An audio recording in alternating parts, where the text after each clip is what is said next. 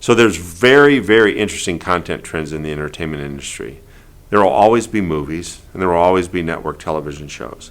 But now there are so many different formats that are out there. For example, there are things that are called limited series. So they might be 5 or 6 episodes.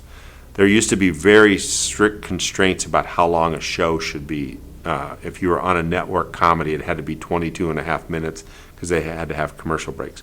On streaming, when you don't have ads that are interrupting your show and you're hitting a particular time, you can make it 42 minutes or 44 minutes or 46 minutes. So that gives much more creative freedom. And then are you going to do 6 episodes or 8 episodes? Are you going to release them all at the same time? Or are you going to release them over a period of time? So that creates a lot more creative freedom for people in terms of how they're telling their stories. A second content trend is movies, as many of you know, are going direct to streaming or direct to cable or doing a mutual release. Now that's creating a lot of upheaval amongst the talent and agents in the industry, but it's still a trend.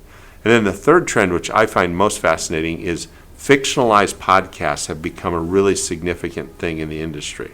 If you go to Apple, it's one of their most important subscription businesses. And so what it is just serialized stories. So instead of just doing an audiobook and reading the book, you actually take the book and write a script and hire talent and put some sound effects to it.